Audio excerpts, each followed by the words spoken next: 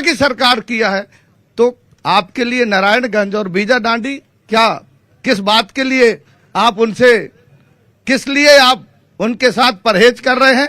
आज मैं आपको बताना चाहता हूं, भाजपा के साथियों को भी कहना चाहता हूं, एक अवसर आप मुझे आप जरूर देंगे। देखिए ये हो गई, ये याद होगा आपको, सीएम डॉक्टर मोहन यादव भी आए थे और वो एक सभा के दौरान उन्होंने कहा था कि मरकाम साहब गलत पार्टी में बैठे हो, यहाँ आ जाओ।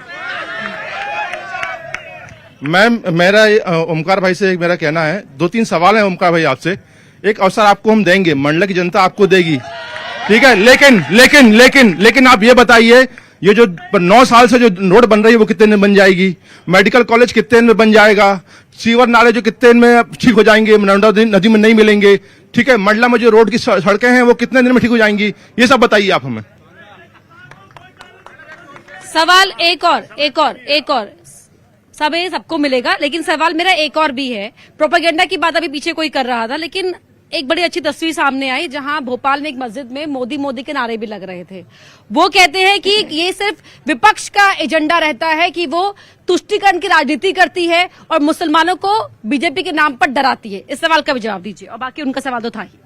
बिल्कुल, हमारा साथी का जो सवाल है, मैं स्वयं आपके बीच में ये कहना चाहता हूं, ओंकार सिंह मरकाम आपके बीच में मंडला का नेता नहीं, मंडला का बेटा है, और बेटा बनकर के कर्तव्य निभाऊंगा, और जितना संभव होगा उतना मैं इसके लिए तेजी से प्रयास करूंगा, और मैं विश्वास दिलाता हूं। लेकिन ओमकार मरकाम क्या सिर्फ मुद्दों पर क्यों नहीं बात कर रहे हैं? कह रहे हैं कि सिर्फ वो कुलस्ते के विरोधी पे बात कर रहे हैं, कुलस्ते के विरोध के बात कर रहे हैं।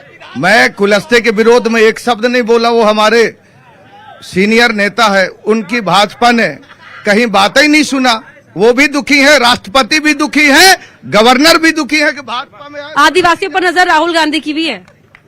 देखिए, हमारे पास जो भाजपा का प्रत्याशी है वो केवल मंडला या मंडला जिले का नहीं बल्कि देश का सबसे बड़ा आदिवासी नेता है। आदिवासियों को सम्मान देने का अगर भारतीय जनता पार्टी ने काम किया है, अटल बिहारी वाजपेयी प्रधानमंत्री बने तो मंडला के सांसद को मंत्रालय में जगह दी गई। नरेंद्र मोदी जब प्रधानमंत्री बने तो मंडला के सांसद को मंत्रालय में मौका दिया गया। अभी संपतिया उइके जी को मोहन यादव की कैबिनेट में जगह दिया गया। ये क्या आदिवासियों का सम्मान नहीं है? मंडला में आदिवासियों की पहचान है फग्गन सिंह कुलस्ते। रामनगर में आदि महोत्सव करके जिस तरीके से हमारी संस्कृति को, आदिवासी संस्कृति को न देश दुनिया में ख्याति दिलाई है, ये तो उसकी बगावत करते हैं। ये हमारे साथी निमंत्रण में नहीं आते, ये क्या आदिवासियों की बात करेंगे?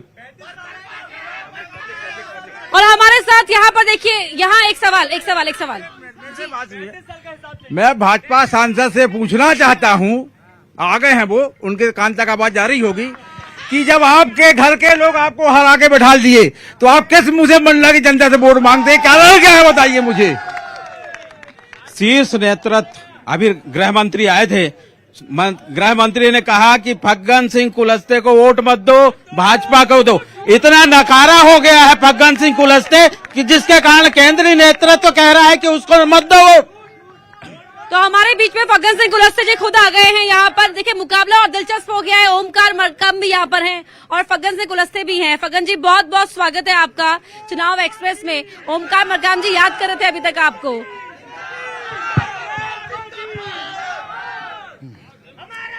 क्या बोल दिया, मेरे समझ नहीं पाया।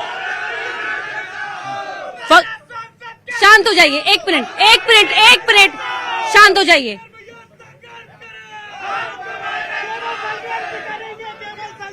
सब शांत हो जाइए, एक मिनट। फग्गन सिंह कुलस्ते